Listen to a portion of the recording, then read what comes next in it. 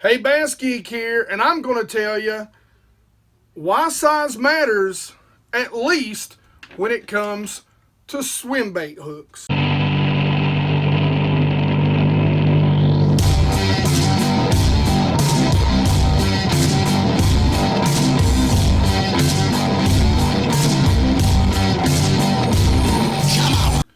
So I get this question a lot. What size hook should I use on my particular swim bait? Well, you guys know my favorite swim baits to use, of course, are the soft plastic swim baits. And the reason why is I'm a tournament guy. So I'm looking for size plus number of bites. So I'm generally not fishing the really big, special situations, of course, that does happen. But generally I'm not fishing the real big hard baits. The other thing I like about the soft plastic baits is that I control the weight on these baits. So I can fish them from shallow to as deep as you can imagine. Now, what's my answer when it comes to what size hook I should use? Well, you should use the biggest hook you can get away with without hurting the action of the bait. Now let's jump in and I'm going to show you what I mean by that answer. All right, guys, so here we have two of the most common size, we'll say, rib swim baits, Kitex. These just so happen to be Recon Shad by Bass Munitions. And here we have a 2/0, a 3/0, and a 4/0 hook. Okay? So this particular size is the 3.3 and this is the 3.8. So we're going to start out by talking about the 3.3. Now, what I want to show you right here is just to explain what I mean by action of the bait. And you'll notice that as this bait tapers, it really starts to drop off about right in there. So that really tends to be where this bait will begin to get its bend.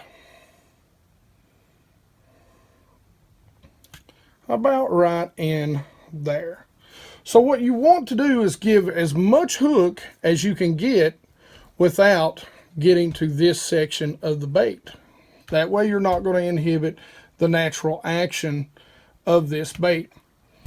For this bait, it's naturally about 4 little ribs past that little blank spot. Now, just to show you, we can look very quickly. There's your 2/0, and you can see that hook, if I can hold on to it here, is going to be really well shy. I mean, you're going to get some short strikes on this. It would fit, it would work, but my recommendation, not the 2/0. Now we come up to the 3/0, and you can see the 3/0 will work just fine. Almost exactly going to come out right at about that 4th rib back from that little blank spot. Now you could even snip off a little bit of the nose right there, even snip it all the way off to the to where the ribs start, to screw it up on there and get a perfect little fit. But that's the great thing about the ledge heads. So for me, 3.3 3/0 hook.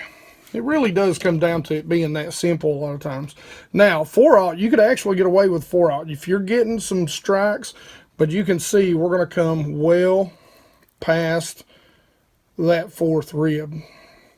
Now, I'll talk about the 4th rib, but the 4th rib isn't really important because on each bait it's going to be different. Again, it's really going to be that section where it starts to bend.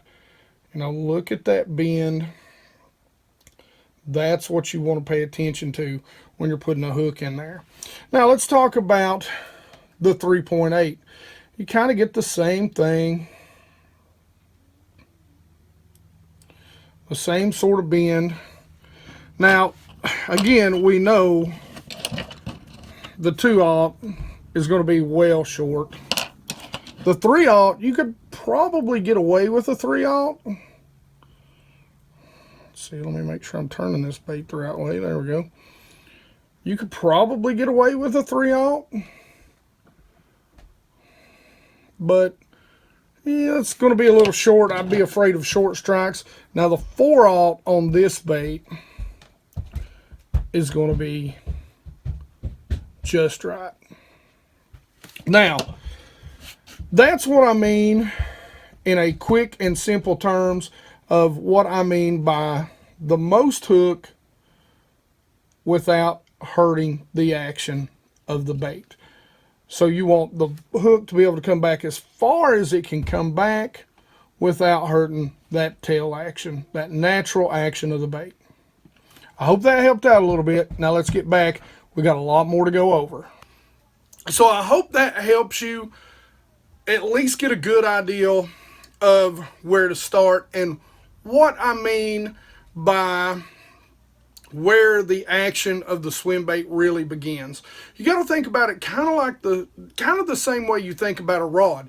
You got the tip, which is very much the tail, and then you've got that slight bend as we get into the backbone. Where does that bend begin? That's where the action of that bait, the natural action of that swim bait, is going to originate. Now, we're not going to stop right there. I'm going to go ahead, and I've got a bunch of them from teeny tiny, all different sizes, rigged up for you, all the way up to some massive, massive swim baits, and I can show you what kind of hooks you're going to use.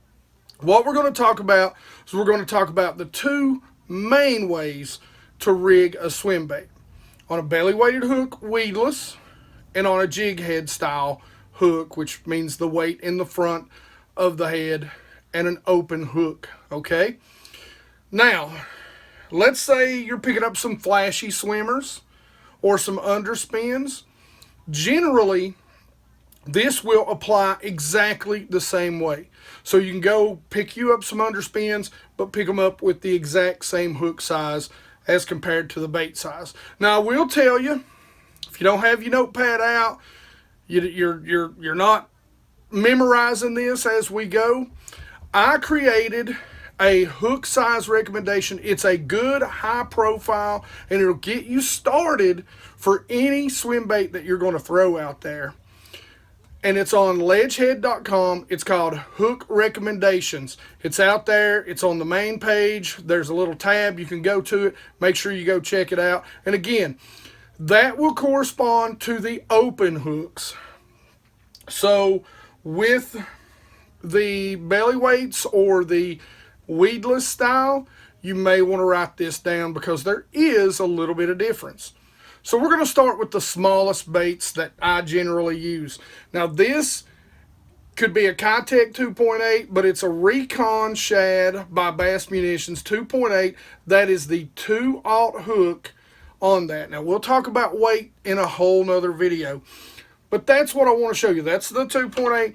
This is a 2/0, and this is the 3-inch Demiki Armor Shad paddle tail. Okay, you can see how well those line up and how much action you're going to get out of it. Now I've already talked about the 3.3 and the 3.8, but guys, I'm going to tell you, on the belly weights, I'm probably going to go a little bit bigger. So with the 3.8, I'm probably going to go with a 4 or a 5. The 4 really just doesn't get a lot of bite, because you got to remember, when you rig these up on these hooks, the belly weight is sticking out of the bottom, so you've got to think about how much bite you're getting out of your hook.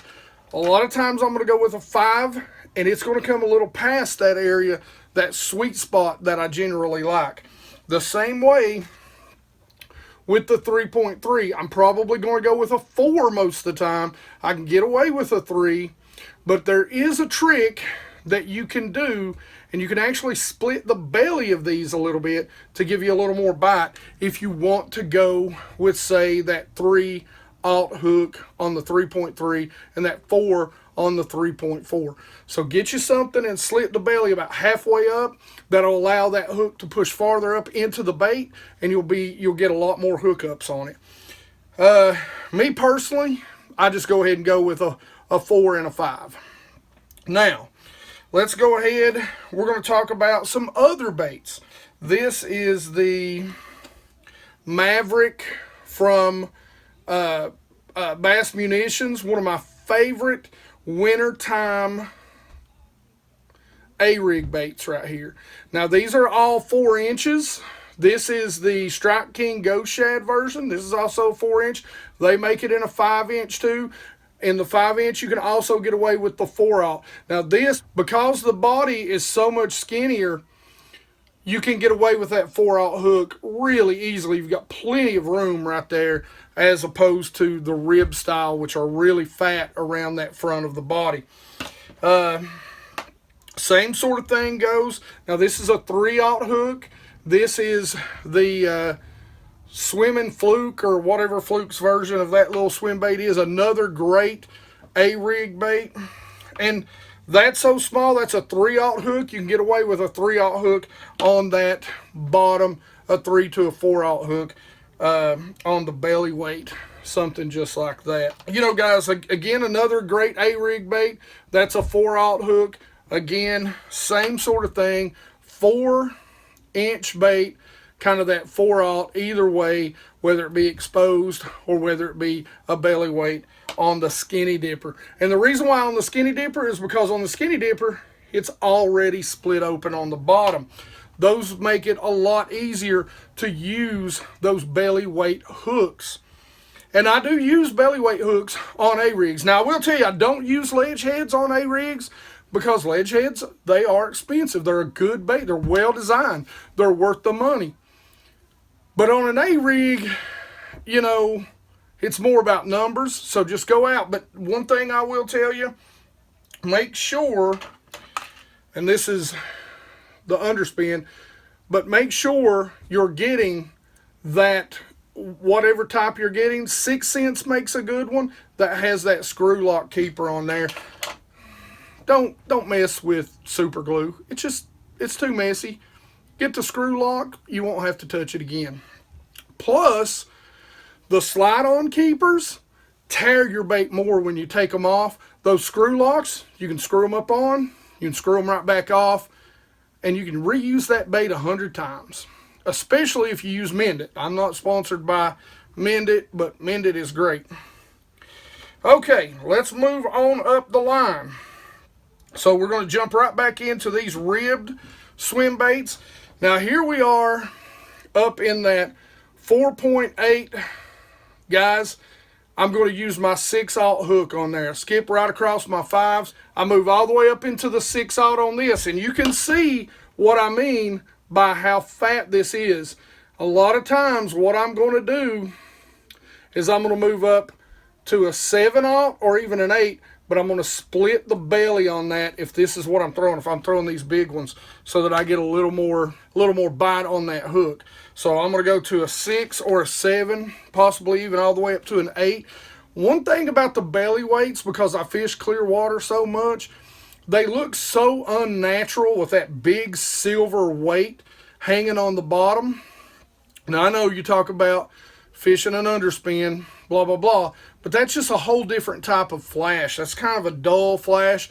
A lot of times I'll paint it black or I'll paint it white. And a lot of times I like it tight to the body of the swim bait. That way it looks a little more natural, not a lot of gap between there. But a lot of times with baits like this, you've got to have a lot of gap because there's a lot of body. And that's when I'll split that bait down the middle and kind of create a little place where that weight can shove up in there when the fish bite it. Now, let's move on up to some of my favorite baits. Now, guys, there's a big difference when it comes to hollow body and hollow belly. I've seen channels talk about these style of baits and call them the same thing. They are tremendously different with tremendously different action. These are solid body baits with just a slit in them. These are hollow. I could literally blow this up like a balloon. And that runs for your Bastrix, your Zoom Swimmers, your Shadowlicious. All these are hollow body. They are hollow from tail to tip. Okay? That's another reason why you hear me. I'm such a big fan of Ledghead, and that's that big spring right there, because what you have in the tip is you have, you know, 3/16 of an inch. You have very little to grab hold of. So if you shove, you know, a keeper up on there, the keeper may be back to the gill plate on this, but the big spring grabs all around that bait. It grabs the sidewalls as it goes in there, and it keeps them, and it allows you to fish these hollow bodies much, much longer. Now, so let's talk about the size hooks that I use on those, and let's talk about the smaller one. This is a 4-inch Zoom Swimmer. It's going to be a 4/0 hook. Pretty simple. This is a Bass Munitions. I'm going to use that same 4/0 hook, but I'm also going to use the 5/0 on this. Now, the great thing, this is a hollow belly, so you're going to get a big bite. You can see where that thing will push up in there. So I can get away with using a little bit smaller belly weight on this, smaller hook on this, than I can on this. I'd go up to a 5 or 6/0 on this if I was using a belly weight. Or, again, I would split that bottom. Now, I'm going to tell you, on the hollow bodies, that's not a very good option. I have done it before, but you are going to run through a ton of swim baits. So I just suggest going up to that 5 or 6/0 hook. So now let's move up to our 5-inch baits. This is a Scotch Barrel. This is a Bastrix. Now, the one thing about the Bastrix I'm going to show you, I'm going to go ahead at the 5-inch. I'm putting my 6/0 hook in there. Skip right over that 5. It comes out in a perfect spot. It works great. Now, this is where the Ledghead really shines, guys. That's not a keeper. That screw lock has got that thing where it's not going to come out. That just keeps this bait running right. It keeps it so that if it tears apart on top by the hook, it's still going to run right, and you can get a ton out of it.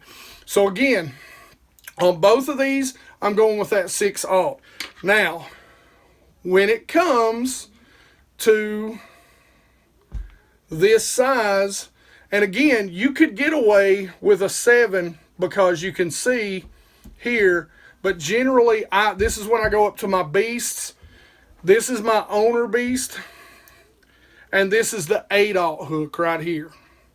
So this is the 8/0 hook. That's what I'm going to use on my my belly weight hooks, underspins.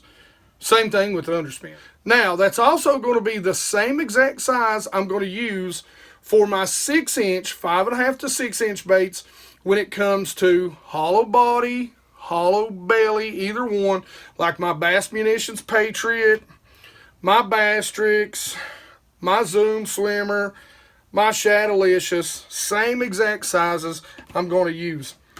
Now, I may, when it comes to the 5 and 6-inch here, I may very well go up to even a 10/0 OwnerBeast when it comes to the hollow body. But I think you can get away with the 8. All right, last but not least, let's talk about our 7 and 8-inch baits. Now, here's our 7-inch Bastrix. You can see how much body is in that. They're about the same. This is an old 7-inch boom lures, which, by the way, just so you know, we're coming out, Bass Munitions is coming out with the 7-inch baits of the Patriot minnow. So this is an old school boom lure. I don't even know if you can get those anymore. This is a Bastrix. Now, if I'm using a belly weight on these, I am going, there's 2 versions. This is by TROKAR. And you can see how big the spring is. This is a TROKAR, and it is a 9/0. I'm either using this or the 10/0 Beast. That's what you got to go with. On the 7-inch. 8-inch, it'll be the same thing. This is by Ledghead, and this is their 8/0. You could get away with a 10/0 in that. And here is my 8-inch Bastrix, and you can see that is a 10/0 hook. By the way, these are all Mustad hooks that he uses in these. They are quality hooks, and that is a massive, massive bait right there. All right, guys, that's it. I'm going to show you one last thing, and I'm going to show you how to rig these on 2 different bodies. So I'm going to show you a quick and dirty on how to rig these. We're going to start with the small one down here. Now, the very first thing we're going to do is we're going to line it up.